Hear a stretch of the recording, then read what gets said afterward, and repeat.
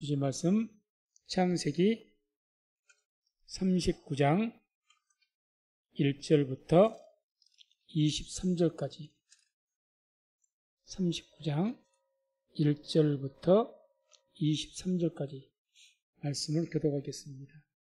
같이 합독합니다.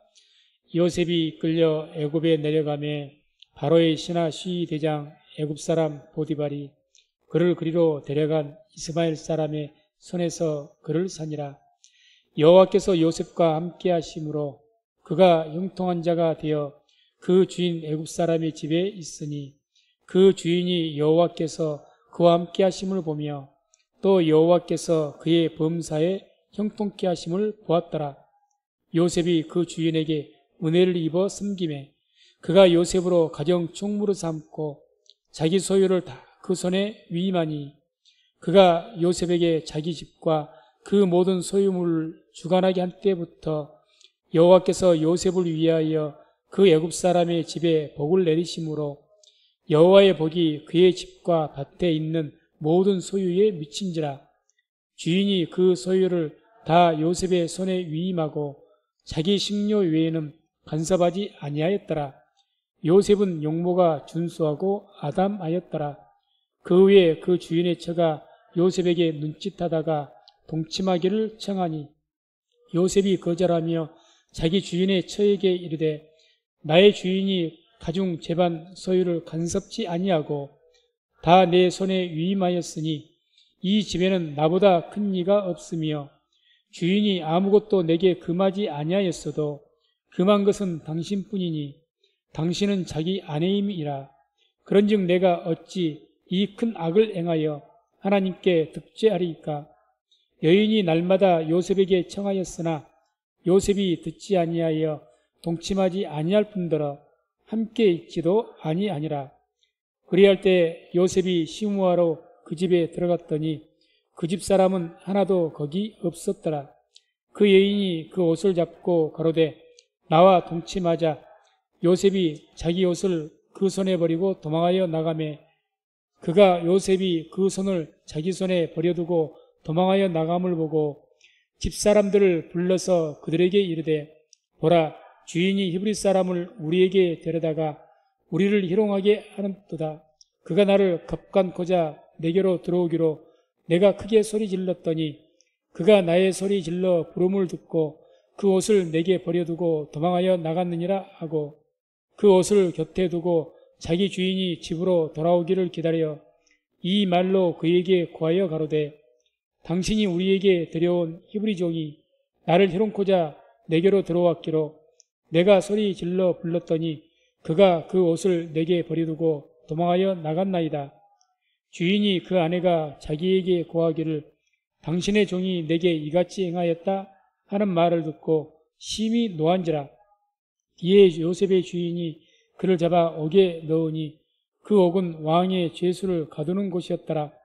요셉이 옥에 갇혔으나 여호와께서 요셉과 함께 하시고 그에게 인자를 더하사 전옥에게 은혜를 받게 하시매 전옥이 옥중 죄수를 다 요셉의 손에 맡김으로 그 재반 시무를 요셉이 처리하고 전옥은 그 손에 맡긴 것을 무엇이든지 돌아보지 아니하였으니 이는 여호와께서 요셉과 함께 하심이라.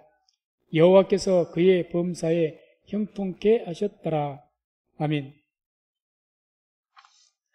오늘 주신 말씀은 이제 요셉이 애굽으로 보디발 장군 그 집에 종으로 팔려갔고 거기서 아주 충성되게 일함으로 인정을 받아서 가정 총무가 되고 이렇게 되었지만 또 이제 보디발의 아내의 그 유명을 입고 감옥에 갇히는 그러한 내용이 나옵니다. 1절을 보면 이런 말씀이 나오죠. 요셉이 이끌려 애굽에 내려가매 바로의 신하 시위대장 애굽 사람 보디발이 그를 그리로 데려간 이스마엘 사람의 손에서 그를 산이라. 이제 바로의 신하 시위대장 애굽 사람 보디발. 시위대장이란 말은 왕의 경호대장, 오늘날 말한다면 뭐 대통령을 경호하는 경호실장 정도 될 것 같습니다. 고대에는 왕의 경호대장 정도면 상당한 신분이겠죠. 요즘하고 또 틀려서. 그런 이 보디발에게 그 집이 팔려갔습니다. 물론 많은 애굽에는 노예 시장이 있었겠고 그 노예 시장에서 요셉이 또 이 보디발에게 팔려간 것 어찌 보면 우연히 운이 좋았는지 나빴는지 이게 주인이 좋은지 나쁜지 여부에 결정되겠지만 아무튼 우연히 보디발 이 집으로 팔려갔다고 말할 수가 있을 겁니다. 그러나 어떻게 평범하게 어쨌든 노예로 팔려갔으니까 누구에든지 노예로 팔릴 것은 규정사실이고 누구에게 가도 가게 돼 있습니다. 그러면 어쨌든 간에 보디발에 가게 돼서 우연히 그렇게 됐지 않겠느냐. 그러나 우리가 성경을 보게 되면 이렇게 이제 우연 속에서 나타난 필연이라는 것을 볼 수가 있습니다. 이거는 우연인 것 같은데 필연이구나. 필연. 반드시 이루어질 수밖에 없는 일. 그게 필연인데 이 필연은 왜 생기느냐? 왜 그런 필연이 있느냐? 하나님의 뜻과 의도가 있으면 필연이 있습니다. 다시 말해서 우리는 모르지만 하나님께서는 이미 보디발 그 집으로 요셉이 팔려갈 수 있도록 이미 예정해 놓으셨다는 것을 우리가 알 수가 있다는 거죠. 그래야 이 요셉이 애굽의 총리가 되는 데 있어서 하나님의 계획에 따라 순차적으로 다 이루어지게 되어 있습니다. 그 요셉 일생 중에서 쭉 보게 되면 하나라도 뭔가 애굽에 뭐 종으로 팔리질 않았다든지 뭐 꿈을 꾸질 않았다든지 형제들에게 미움을 받지 않았다든지 또는 뭐 이런 보디발에게 팔려가지 않았다든지 그러면은 그 이후에 일어날 일들이 하나도 일어나질 않습니다. 그래서 하나님의 뜻은 뭡니까? 이 요셉을 하나님의 때에 애굽의 총리로 세우시고 그래서 하나님의 목적은 이 요셉을 통해서 가나안 땅에 있는 기근이 오게 될 때에 무서운 기근이 오게 될 때에 가나안 땅에 있는 야곱의 족속들을 하나님의 백성들을 구원하기 위해서 하나님의 뜻을 작정하셨기 때문에 그래서 요셉을 사용하기로 하셨기 때문에 하나님께서 이미 우리를 창세전부터 우리를 구원하기로 작정하시고 예정하셨다고 말씀하신 그 말씀처럼 이 요셉에 대해서 하나님의 예정이 있다는 거죠. 그러니 우리는 우연입니다. 그러나 이것은 보디발을 만나게 되고 그 집에 팔리게 되는 것은 하나님의 필연입니다. 필연. 하나님의 계획이라는 이야기죠. 그래서 우리는 살아가면서 당장은 모르지만 훗날 그것이 이제 뭘 우리가 알아야 되냐. 아, 내 인생 속에 이러이러한 사람을 만났고 이렇게 되어졌던 것은 이것을 위한 하나님의 어떤 계획이었구나. 하나님의 뜻이었구나. 그런 것들을 알 때가 참 많이 있습니다. 많이 있죠. 그래서 모태 신앙인 경우는 모르겠지만 저같이 그러지 않는 경우에는 30살 저도 이후에 예수님을 영접했으니까 그런 경우는 하나님께서 그렇게 내가 옛날 청년 때 학교 다닐 때 이렇게 예수님 부인하고 그렇게 교회 가져가기도 안 가고 또 나름대로 개똥 철학으로 그냥 안 믿고 부인하고 그랬던 내가 이게 다 이렇게 내가 부산으로 가게 되고 또 이런 일들을 만나게 되고 이런 어려움을 당하게 되고 이게 다 나를 구원하시기 위한 하나님 계획이셨구나. 이걸 이제 알게 되더라는 거죠. 그래서 우리의 삶 속에는 다 우연이라고 말하면 다 우연이죠. 뭐든지 우연입니다. 우리가 여기 성명교회 함께 있는 것도 우연이고 내가 어디서 이렇게 된 것도 우연이고 다 우연이라고 말할 수가 있지만 그러나 그 안에는 하나님의 계획이 있고 나를 향하신 뜻이 있기 때문에 의도가 있고 계획이 있다는 것을 깨닫게 되시기를 주의 이름으로 축원드립니다. 그래서 거기서 하나님 살아계심을 느껴야 됩니다. 그래야 내가 더욱더 하나님을 의지하게 되고 하나님의 뜻을 알아가야 되는 겁니다. 다음에 이제 2절에서 6절까지 쭉 보게 되면 그 내용 이제 하나님께서 요셉과 함께 하신다고 말씀을 하죠. 주요 내용이 말씀이. 요셉과 함께 하시겠다. 요셉을 통해서 그 가정에 복을 주시고 요셉을 통해서 다 함께 하시기 때문에. 그래서 요셉과 함께 하신다고 이렇게 말씀을 하시는데 이 요셉과 하나님께서 함께 하심을 통해서 그로 인해서 일어난 일들이 뭐냐. 그 첫 번째로 우리가 알 수 있는 것은 요셉과 하나님께 함께 하심으로 범사가 형통케 되어졌다는 겁니다. 범사가. 2절 3절에 말씀 나오죠. 2절 3절. 여호와께서 요셉과 함께 하심으로 그가 형통한 자가 되어 그 주인 애굽 사람의 집에 있으니 그 주인이 여호와께서 그와 함께 하심을 보며 또 여호와께서 그의 범사에 형통케 하심을 보았더라. 하나님께서 함께 하시니 요셉의 모든 범사가 형통하였더라 이런 말씀이 나옵니다. 형통하다. 형통. 이게 이제 본 우리말로 쉽게 말하면 잘 되어지다 이 뜻입니다. 우리가 인사할 때마다 잘 되고 있습니다. 이게 바로 이 형통하다는 이야기입니다. 형통케 될 줄로 믿습니다. 이거죠. 왜 이런 고백을 하느냐? 다 말씀에 의해서 고백을 하는 거죠. 하나님이 함께 하시는 백성은 모든 것이 다 잘 될 줄로 믿습니다. 그게 주님의 약속입니다. 잘 됩니다. 로마서 8장 28절 하나님의 부르심을 입은 자들 모든 것이 합력하여서 선을 이루게 될 것이다. 아멘. 하나님께서 부름을 입고 하나님이 함께하는 자는요 우리의 삶의 모든 것들이 합력해서 선을 이룬다. 다 잘되게 하신다는 이야기입니다. 잘되게. 그래서 그것을 우리가 이제 알아야 되죠. 그러니까 아마 이 하나님께 요셉과 함께 하시니까 그 요셉이 그 보디발 장군이 그 주인이 요셉에게 무엇을 시키든지 무엇을 맡기든지 아마 하는 일들마다 잘 됐을 겁니다. 하는 일들마다. 그러니까 그것을 이제 주인이 본 거죠. 보디발 장군이. 가만히 보니까 저 요셉 저거 내가 돈을 주고 샀는데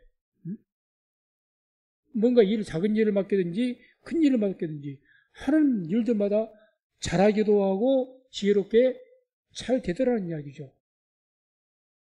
그걸 지금 보디발이 본 겁니다. 보디발이. 그래서 이 하나님께서 함께 하신 이 요셉에게 누구의 은혜를 입게 하시느냐? 보디발인 그 장군의 그 주인의 은혜를 입게 만드십니다. 주인의. 4절에 나오죠. 요셉이 그 주인에게 은혜를 입어 섬김에 그가 요셉으로 가정 총무로 삼고 자기 소유를 다 그 손에 위임하니. 요셉이 그 주인에게 은혜를 입게 하였다. 은혜를 입어서. 하나님께서 함께 하시고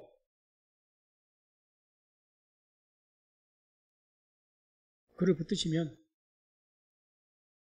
우리가 어디에 있든지 간에 우리를 지배하는 또 우리 위에 있는 그런 권세 있는 자들 그들에게 우리 은혜를 입게 합니다. 다니엘이 그랬죠. 다니엘이 대표적으로 다니엘이 바벨론이 멸망해도 바사 제국으로 바뀌어도 제국이 바뀌어도 3명의 왕을 거쳐서 총리를 했지 않습니까? 어떻게 그런 일이 있을 수가 있겠습니까? 바벨론이라는 나라가 있을 때 그때도 다니엘이 총리였는데 바벨론이 바사 제국과 전쟁해서 멸망했어요. 그런데 그 바사 제국에서도 또 총리를 합니다. 어떻게 그럴 수가 있죠? 적국의 총리였는데 하나님께서 함께 하셨기 때문에 다니엘에게 누구든지 다니엘의 주인된 그 지배하는 사람이 은혜를 입게 만드는 은혜를. 그래서 하나님께서 우리와 함께 하시면요 우리가 높은 지위에 있든지 낮은 지위에 있든지 누구에게 있든지 나에게 영향력을 강력하게 행사할 수 있는 그 어떤 사람에게 은혜를 입게 만드십니다. 그래서 그 사람들이 나를 갖다 마음대로 할 수 있는 또 나에게 지배할 수 있는 그런 능력을 가진 사람이 나를 좋게 보는 거예요. 좋게 보는 겁니다. 요셉에게 그런 은혜가 있었다는 거죠. 그러니까 이제 가정 총무 삼은 겁니다. 가정 총무. 다음에 하나님께서 함께 하셨던 요셉에게 어떤 일이 있었냐? 요셉이 하는 일에 이제 복을 주시는 거죠. 하는 일. 그래서 중요한 것은 이런 말씀이 나옵니다. 5절 보면 그가 요셉에게 자기 집과 그 모든 소유물을 주관하게 한 때부터 여호와께서 요셉을 위하여 그 애굽 사람의 집에 복을 내리심으로. 자, 말씀을 잘 보십시오. 하나님께서 보디발 그 집에 복을 주신 거예요. 결과적으로는. 왜 보디발 그 집안의 모든 것에 복을 주신 겁니까? 요셉이 있기 때문에. 요셉이. 그 언제부터 복을 주셨다고 말씀합니까? 요셉에게 자기 집과 그 모든 소유물을 주관하게 한 때부터입니다. 한 때부터. 이게 무슨 말이죠? 요셉이 원래 그 집의 주인이 아니지 않습니까? 그 모든 종이나 밭이나 모든 것이 재물이 요셉의 것이 아니에요. 요셉이 관리하지 않아요. 그때 하나님께서도 그 집에 복을 안 주십니다. 그런데 요셉이 딱 주관하게 난 그 이후부터는 요셉이 주관하는 모든 것에 다 복을 주시는 거예요. 모든 것에. 그때부터. 그것을 왜 그렇게 하시느냐? 요셉을 위해서. 보디발 장군을 위해서가 아니라는 이야기죠. 보디발 장군을 위해서가 아니라. 왜 이 집에 복을 주시느냐? 요셉을 위해서 복을 주십니다. 그러니까 우리가 복의 근원이 된 그런 백성이라는 것이, 복의 근원이라는 게 무슨 말입니까? 복의 근원. 내가 어디에 있든지 나로 말미암아서 주위 사람들이 복을 받는 거예요. 그게 복의 근원입니다. 하나님이 함께 하시면 우리에게 복의 근원이 된 그런 하나님의 은혜가 우리의 삶 가운데 있게 될 줄로 믿습니다. 그게 우리 예수 믿는 사람이 돼야 됩니다. 단순히 내가 어디 가서 복을 좀 받는 것, 내가 뭘 좀 더 얻는 것, 가진 것, 이것이 복이 아니라 우리 자체가 복의 근원이라는 거죠. 나 때문에 다른 사람을 복이 되게 하는 거죠. 나 때문에. 그런 삶을 살아가는 것이 오늘날 예수 믿는 그런 성도들 삶이 되어야 되는 거죠. 그저 잘 되게 해달라고, 뭐 좀 더 얻게 해달라고, 돈을 좀 더 벌게 해달라고, 비나이다 식으로 그냥 막 이렇게 하는 것이 아니라 우리 자체가 그런 믿음이 우리에게 있어야 된다는 거예요. 그런 믿음.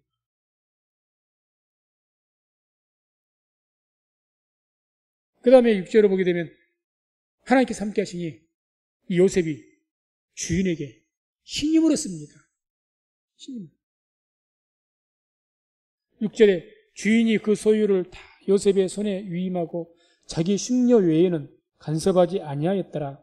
요셉은 용모가 준수하고 아담하였더라. 자기 식료, 먹는 것 외에 자기가 마음대로 어떻게 먹고 어떻게 쓰는 것 외에는 모든 것을 다 위임하였다. 맡겼다는 얘기죠. 너 알아서 해라. 이 돈을 가지고 네가 장사하고 싶으면 장사를 하고, 이 돈으로 이렇게 쓰고 싶으면 이렇게 쓰고, 이 돈으로 집안에서 요즘 우리말로 한다면 무슨 가전제품 사고 싶으면 사고, 이 다 알아서 해라.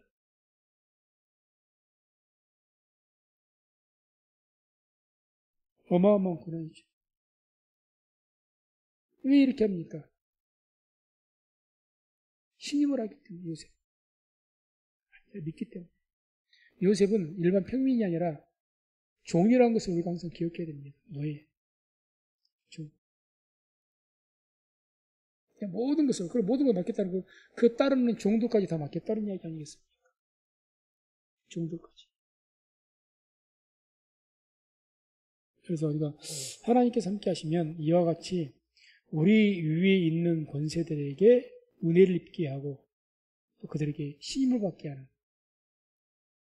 그런 은혜가 우리 가운데 있게 되는 겁니다. 그래서 이와 같이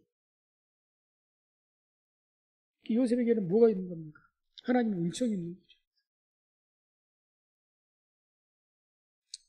그러나 이제 7절에서 10절까지 보게 되면 하나님의 은혜 가운데 그렇게 주인에게 인정받고 사랑받고 하는 일마다 잘 되고 그런 은혜가 있었는데 이제 사다 말하고 좋은 일 있으면 꼭 나가 낀다. 그런 것처럼 이것도 우리 신앙에서 적용을 할 수가 있습니다. 비록 그냥 세상의 고사성어이지만은 좋은 일 있으면 사단이 그것을 그냥 두지만은 않죠. 좋은 일 있으면 선질로 생각한 자는 넘어질까 조심하라. 선질로 그것은 우리에게 좋은 일이 있어서 내가 뭔가 세워지고 잘 될 때 넘어질까 조심하라. 왜요? 물론 교만해서도 그러겠지만은 사단이 그냥 두질 않습니다.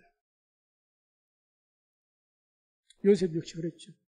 그래서 강력하게 이제 보디발 장군의 그 아내가 요셉을 유혹합니다. 10절 같은 데 보면 매일같이 요셉을 유혹했다. 매일같이, 날마다. 매일같이 출근하는 사람인데 매일같이 자기 남편은 항상 출근했을 것이고 왕궁에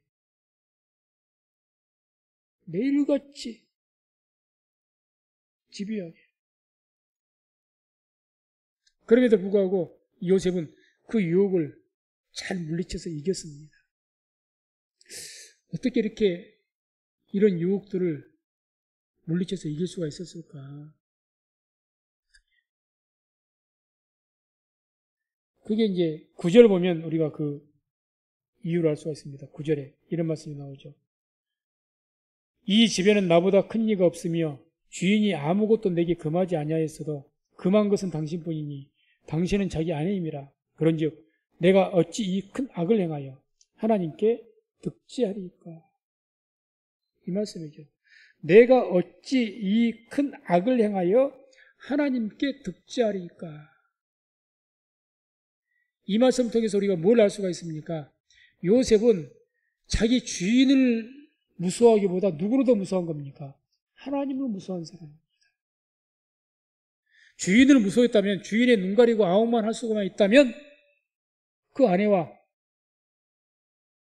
그런 죄를 지을 수도 있을 겁니다. 주인 눈만 속이면 된다는 생각이니까. 우리도 살아가면서 그러지 않습니까? 죄를 지을 때 왜 죄를 짓습니까? 사람의 눈만 속일 수만 있다면 괜찮겠지. 저 사람 모르는데 어때? 다른 사람들은 아무도 아는 사람이 어때? 그러니까 쉽게 죄를 짓는 겁니다. 그래서 우리 하나님 앞에서 내가 하는 일이 사람에게 죄 짓는 게 이전에 하나님 앞에서 내가 죄를 짓는 거로구나. 이 어떤 믿음과 마음이 있으면 죄를 짓겠습니까? 못 짓죠. 하다못해 돈을 하나 횡령을 하고 내가 남에게 속여서 신명기에 나온 것처럼 공정한 저울추를 가져라 했는데 장사하면서 눈속임해갖고 팔아먹고 그 사람은 속지요. 다 속지요. 그래도 누구는 아십니까? 하나님은 아시죠. 그러니까 정말 죄에서 멀리한 사람, 누가 죄에서 사람을 두려워해서는 어떤 형벌, 이거 죄 지르면 내가 감옥에 가. 그것도 효과는 있겠지만 정말 근본적인 것은 하나님을 두려워할 때 우리가 죄에서 멀어질 수 있고 하나님을 두려워할 때 죄를 끊어버릴 수가 있는 줄로 믿습니다. 죄를 끊을 수가 있는 거예요. 하나님을 두려워하지 않으니까 하나님에 대한 그러니까 요셉이 보디발의 아내가 자꾸 유혹을 하고 미혹을 하고 매일같이 노골적으로 유혹을 하는 거예요. 노골적으로. 그러니까 주인이 두려워서가 아니라 어찌 내가 이 큰 악을 하나님 앞에서 내가 죄를 지켰느냐. 그럴 수 없다는 거죠. 그래서 저나 우리 모든 성도님들 하나님 앞에서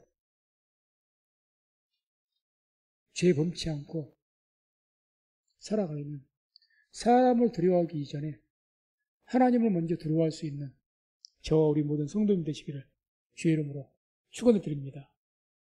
하나님 무서워요.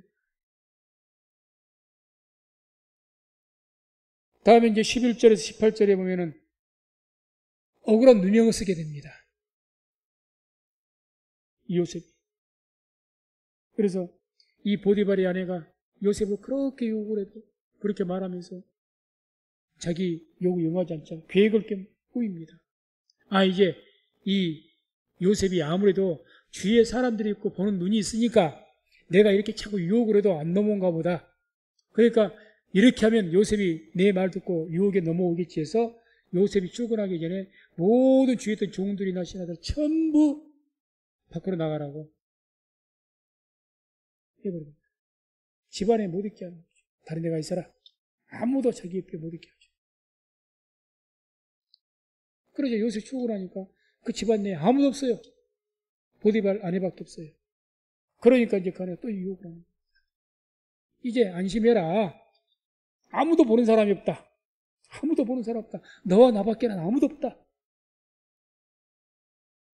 그러게 또 동침할 것을 요구하니까 요셉이 아주 가려고 해도 또 붙들고 그러니까 그냥 그 붙잡혔다가 옷이 붙잡혀갖고 그 옷이 잘 안 놓으니까 그 옷을 벗어버리고 도망가 버리는 거죠. 그러니까 이제 이 여자가 화가 나가지고 계획을 꾸미고 요셉에게 누명을 씌우는 거죠. 악을 쓰면서 그 주위에 있는 이제 그 종들 다시 다 오게 해가지고 봐라, 히브리 이 종이 나를 이렇게 욕보이려다가 내가 소리 지니까 도망갔다. 다 그렇게 그 옷을 갖다가 다 가지고 있다가 자기 남편이 돌아오니까, 보디발 장군이 돌아오니까 그 이야기를 하면서 누명을 씌우는 거죠.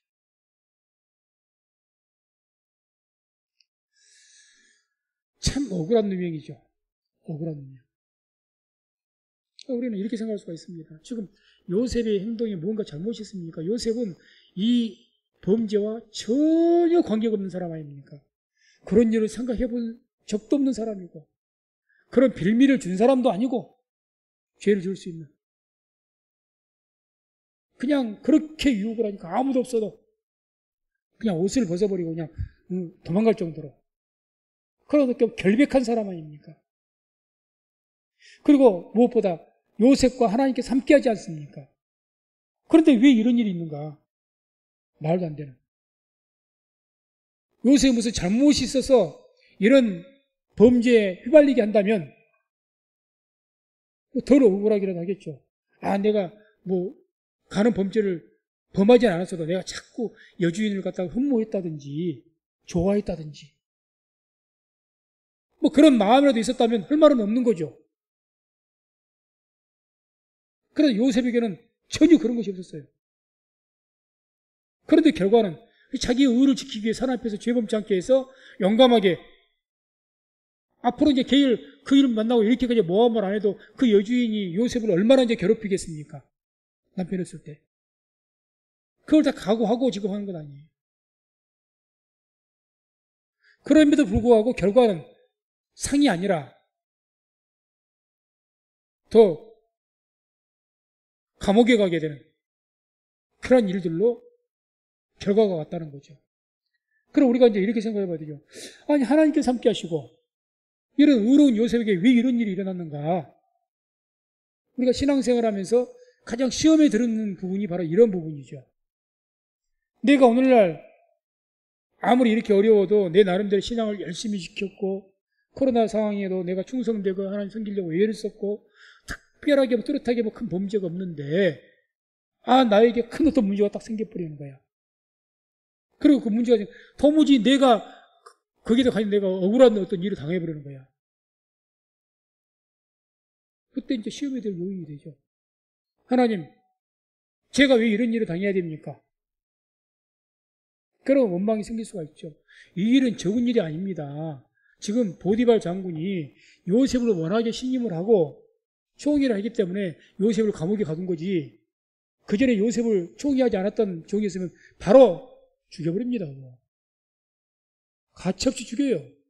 감히 어디서 죽여버립니다. 그것은 종인데 죽여버리죠. 워낙에 이 보디발 장군이 요셉을 신임하는 거예요. 그렇기 때문에 자기 아내 말을 듣고도 반신반하는 거죠. 정말 요셉이 그랬을까? 아닌 것 같은데 우리 자기 아내를 의심하는 거죠. 아무튼 왜 이런 어려운 요새 이런 일이 있었을까? 결과적으로 말씀드린다면 이런 고난은 요셉을 통해서 하나님의 정하신 뜻을 이루기 위해서 허락하신 고난이기 때문에 그렇습니다. 우리가 살아가는데 어떤 우리가 알지 못하는 예기치 못한 고난들, 사실 대부분이 우리가 시험에 들고 우리가 잘못을 해서 우리의 죄 때문에 그런 고난들이 다가왔지만 더러는 우리는 그런 죄를 짓지 않았는데도 불구하고 내가 전혀 이해하지 못할 고난들이 때로는 올 수가 있습니다. 요셉과 같이. 그럼 왜 이런 고난이 왔는가? 그것은 하나님께서 나를 통해서 우리를 통해서 뭔가 선하신 뜻을 이루기 위해서 주신 고난이라는 것을 깨닫게 되시기를 주의 이름으로 축원을 드립니다. 이런 고난이 있어야 이제 요셉이 감옥에 가거든요. 그래서 고린도 후서 7장 10절을 보면 말씀을 같이 한번 합독합니다. 하나님의 뜻대로 하는 근심은 후회할 것이 없는 구원에 이르게 하는 회개를 이루는 것이요 세상 근심은 사망을 이루는 것이니라. 주님께 우리에게 염려하지 말라 근심하지 말라고 하셨고 그렇게 하는데 하나님의 뜻대로 하는 근심, 하나님의 뜻대로 하는 고난들, 시험들 그런 것은 하나님의 뜻을 이루기 위해서 그런 것들을 허락하신다는 이야기죠. 이런 일들. 그래서 베드로전서 2장 19절 20절 보면 또 이런 말씀이 나옵니다. 애매히 고난을 받아도 하나님을 생각함으로 슬픔을 참으면 이는 아름다우나 죄가 있어 매를 맞고 참으면 무슨 칭찬이 있으리요. 오직 선을 행함으로 고난을 받고 참으면 이는 하나님 앞에 아름다우니라. 애매히 고난을 받아도 하나님을 생각함으로 슬픔을 참으면 이는 아름다우나. 그러죠. 애매한 고난이야. 이 고난이 도대체 왜 내게 있는지. 하나님, 제가 왜 이런 고통을 당해야 됩니까? 그럼에도 불구하고 하나님을 생각함으로 그것을 슬픔을 참으면 이는 참 아름다운 일이다. 산상수훈 중에서 마지막 8번째 그 복이 어떤 복입니까? 의를 위하여 핍박을 받는 자. 하나님의 나라가 저희 것입니다. 의를 위해서 핍박받는 것. 의를 위해서 핍박받는다는 것이 무슨 말일까요? 하나님께 우리에게서 하나님의 뜻을 이루기 위해서 소위 요셉과 같은 애매한 고난을 우리에게 주신 거예요. 이해하지 못할 고난을 주신 겁니다. 그것을 믿음으로 받아들이는 거예요. 원망하고 불평하고 거부한 것이 아니라 욥과 같이 인내하면서 끝까지 믿음 지키면서 그런 자에게 하나님께서 은혜와 복을 주신다는 거죠. 그런 자에게. 그래서 우리가 이것을 알아야 됩니다. 고난이라는 것은 삶 속에 어떤 재난도 그렇고 어떤 걸 통해서 재난이나 질병이나 어떤 여러 가지 모든 것이 우리에게 이제 힘든 고난을 주게 되는데 그 모든 것들이 다 우리 죄 때문에 그런 것은 아닐 수가 있다는 겁니다. 죄 때문에 그렇다면 그 뒤에 나오지 않습니까? 죄가 있어 매를 맞고 참으면 무슨 칭찬이 있겠느냐 그러지 않습니까? 네가 잘못해서 지금 그런 고난을 당하는데 거기에 뭐 하나님의 칭찬이 있겠느냐? 맞습니다. 그렇죠. 그것이 아니라면 우리가 그 고난을 잘 참을 때 그걸 이렇게 아름답게 보시고 귀하게 보신다는 거죠. 또 야고보서 1장 12절에는 이런 말씀이 나옵니다. 시험을 참는 자는 복이 있도다. 이것에 옳다 인정하심을 받은 후에 주께서 자기를 사랑하는 자들에게 약속하신 생명의 면류관을 얻을 것임이니라. 아멘. 이것에 옳다 인정하심을 받은 후에. 그러니까 언제 옳다 인정하시겠습니까? 고난이 왔어요. 요셉과 같이 내가 이제 억울하게 감옥에 들어갔습니다. 감옥에 들어갔으니 하나님 내가 그동안 이렇게 성실하게 충성되게 내가 살아왔고 그렇게 보디발의 아내가 나를 유혹해도 끝까지 거절하고 내가 뒤에 그 보디발 아내에게 고통받을 것을 각오면서까지 내가 믿음 지키고 죄를 짓지 않기 위해서 그렇게 행동했는데 결과가 이게 뭡니까 하고 원망하고 불평하고 그랬다면 그것에 대해서 하나님께서 옳다 인정하시겠습니까? 욥이 견디지를 못하고 하나님 내게 이러십니까? 자기 아내가 말한 것처럼 하나님을 저주하고 죽어버리라. 하나님을 욕하면서 불평했더라면 하나님께서 욥을 인정하시겠습니까? 아니죠. 그러니까 이게 옳다.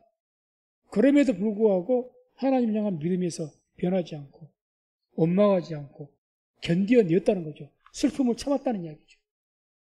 그때 하나님께서 그런 모든 우리의 믿음의 행동을 보시고 옳다고 인정하시고 우리에게 약속의 면류관을 또 하나님의 큰 상을 주실 줄로 믿습니다.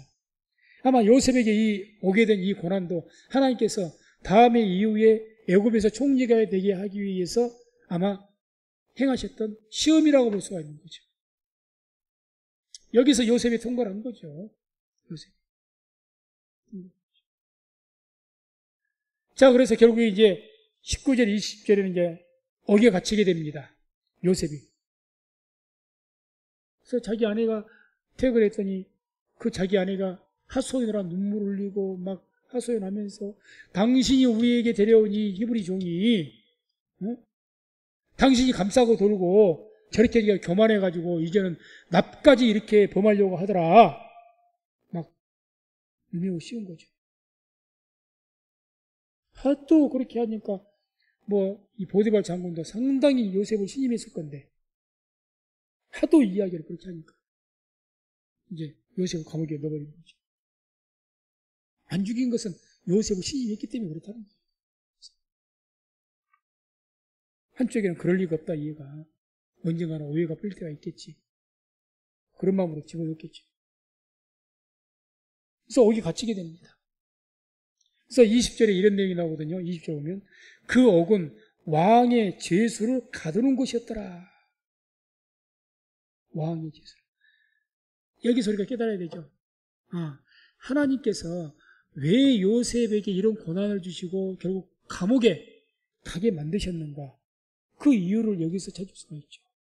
왜 그렇게 하셨을까? 그 옥은 뭐 하는 곳이더라고요? 왕의 죄수를 가두는 곳. 이 장차 여기서 누구를 만나게 됩니까? 떡 맡은 관원자, 술 맡은 관원장들. 여기서 만나고 꿈 해몽해주고 이게 단초가 되어서 총리가 되지 않습니까? 이들을 만나게 하셔요. 이들을 만나게 하셔요. 그래 우리가 한번 생각해 보세요. 하나님께서 지금 이 감옥에 있는 자들을 만나게 하기 위해서 요셉을 감옥에 넣는다는 거예요. 그러면은 요셉이 몇 년간 그동안 가정 총무로 하면서 보디발 밑에 있었는지는 정확하게 기록이 안 돼서 모르겠지만 몇 년간 있으면서 이 감옥에 있었던 사람들이 몇 개월밖에 안 있었거든요. 얼마 안 있었어요. 그런데 이 사람들이 감옥에 들어올 때하고 요셉이 감옥 딱 시간이 맞아 떨어져야 돼요. 모든 것이 합력해서 선이 이루어진다는 거죠.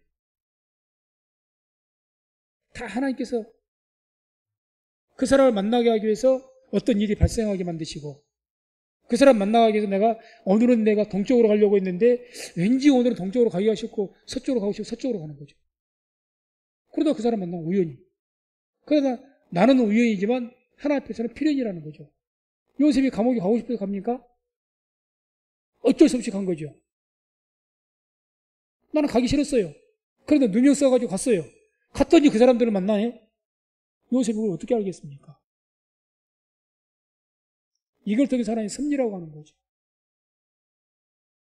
그래서 하나님께서 왜 요셉을 감옥에 가두게 했는지 억울한 누명을 써가지고까지 일부러 집어넣어버리신 거야. 일부러. 왜 그렇게 하겠는지 안다는 거죠. 네. 그래서 우리는 우리에게 있는 고난을 부정적으로만 생각할 것이 아니라 우리의 고난을 통해서 하나님께서는 하나님의 뜻을 이루어 가실 때가 많이 있습니다. 우리 삶의 고난을 통해서. 그래서 그런 말씀을 하죠. 다윗 같은 게. 고난이 내게 유익이라. 바울은 뭐라고 해요? 빌립보서에 항상 기뻐하라.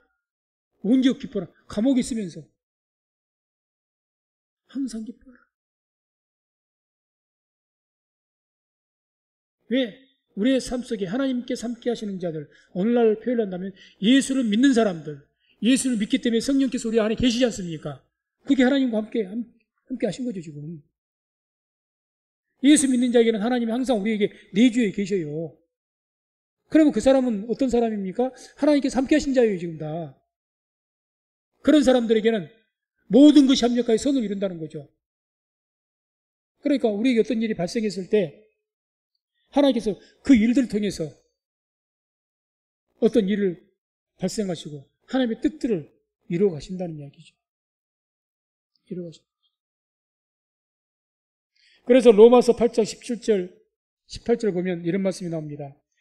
자녀이면 또한 후사, 곧 하나님의 후사요. 그리스도와 함께한 후사니 우리가 그와 함께 영광을 받기 위하여 고난도 함께 받아야 될 것이니라. 생각한데 현재의 고난은 장차 우리에게 나타날 영광과 좁게 비교할 수 없다.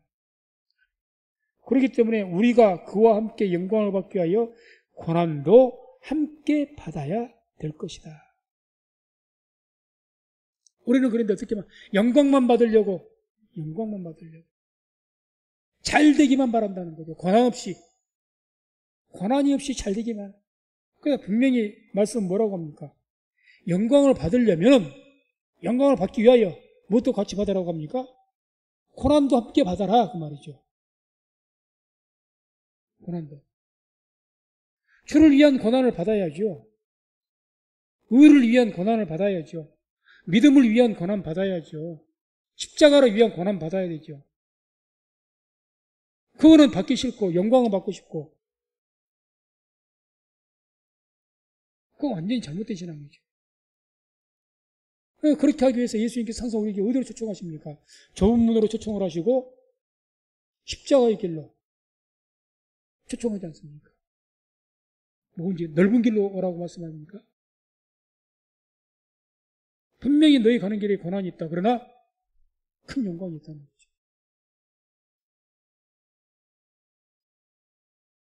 빌립보서 1장 29절에도 그리스도를 위하여 너희에게 은혜를 주신 것은 다만 그를 믿을 뿐 아니라 또한 그를 위하여 고난도 받게 하심이라.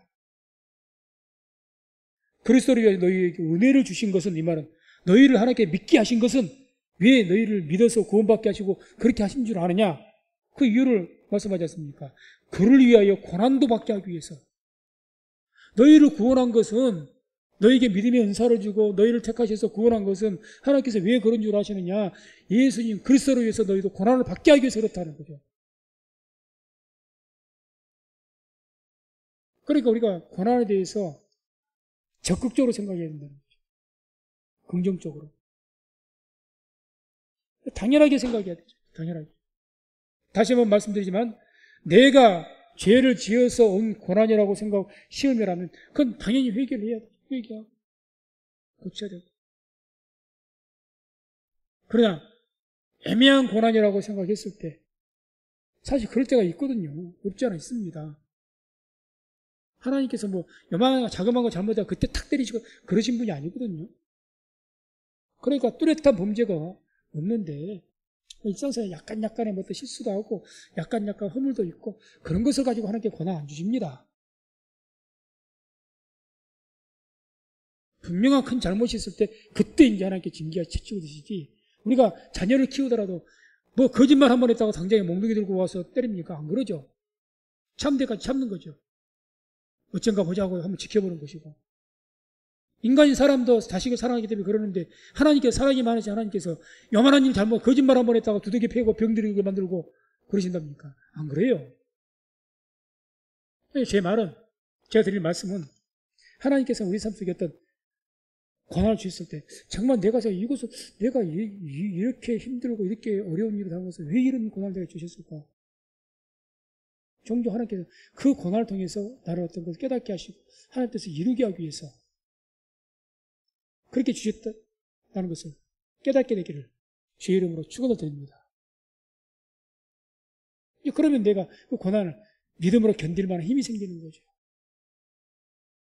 그런 믿음이 없으면 원망만 나올 것 아닙니까? 내가 그동안 교회에서 내가 헌신한 게 어딘데? 내가 그동안 기도를 얼마나 많이 했는데? 그 시험이 드는 거죠. 시험이 드는 거죠. 지금까지 하나님 섬겨봤더니 하나도 소용없더라. 왜 그런 말들을 합니까? 하나님께서 나를 위해서 주신 고난이라는 것을, 고난이 내게 유일한 것을 전혀 믿지 않기 때문에 그러는 거죠. 누구든지 그래요. 내가 마땅히 죄를 지어서 고난받은 것은 할 말 있으니까 자기도 말 안 해요. 원망도 않고. 당장 회개는 안 할지언정 자기도 할 말이 없으니까. 그래, 노골적으로 원망하는 것은 내가 이렇게까지 고난받을 이유가 없다고 생각하기 때문에 그렇게 말하는 거예요. 내가 왜 이런 취급을 받아야 돼?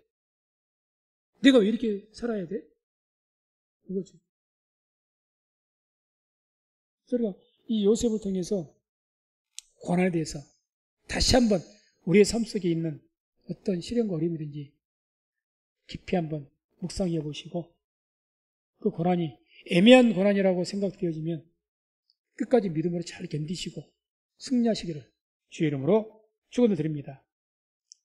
마지막에 21절에서 23절까지 보게 되면 이제 이 요셉이 감옥에 들어가서도 거기에 또 하나님께서 함께 하시고, 하나님께 함께 하시니 또 모든 걸 형통케 하셔서 그 감옥에 있는 감옥을 다 관리하는, 요즘 같은 뭐 교도소 소장쯤 될까요?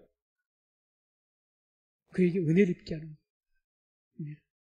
21절 보면 여호와께서 요셉과 함께 하시고 그에게 인자를 더하사 전옥에게 은혜를 받게 하시매. 은혜를 받게 하시매. 아니, 우리가 이렇게 생각할 수가 있죠. 감옥에 들어가서 뭐 은혜를 받아봐야 지가 얼마나 큰 은혜겠느냐. 이왕이면 하나님께서 함께 하시고 은혜를 주시려면 석방하게 만드시고 다 누명을 벗겨주시고, 얼마나 이 수치스러운 누명입니까? 그러잖아요. 얼마나 수치스러운, 자기 주인을 갖다가 간음하려고 했으니 이게 얼마나 두고두고 수치가 되는 일이죠. 두고두고. 누명이 안 풀린 이상 누명도 확 벗겨져 버리고 통쾌하게 아주 그냥 그렇게 해주는, 감옥 안에서 은혜를 받게 하셨다. 하나님께서는요, 하나님께서 이렇게 우리가 고난 가운데 요새까지 견디고 원망하지 지키면요, 그 안에서 그 고난 어려움 중에서도 은혜를 입게 하십니다.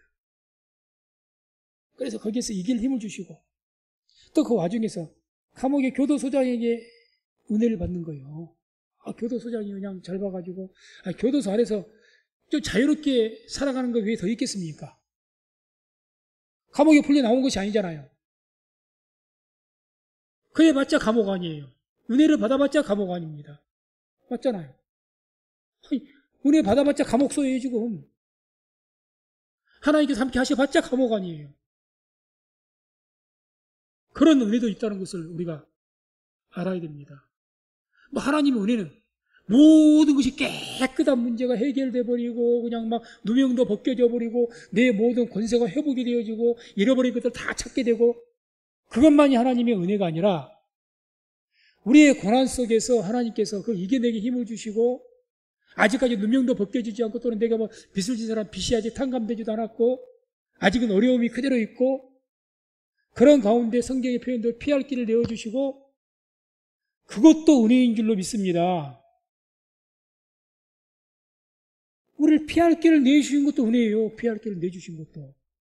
지금 전옥에게 은혜를 입게 한 것도 요셉에게 피할 길을 내주신 거예요. 피할 길을. 그래서 그것도 하나님의 큰 은혜라는 거죠. 은혜죠. 결국 그렇게 돼서, 그렇게 또 이게 전옥에 은혜를 입게 하신 것도 하나님의 뜻인 것이, 그렇게 되었으니까 결국 자유롭게 감옥 안을 돌아다니게 되다가 그 떡 맡은 장관, 술 맡은 장관을 만나게 되는 그런 일이죠. 안 그러면 감옥에 갇혀서 따로따로 있으면 어떻게 만납니까? 못 만나죠.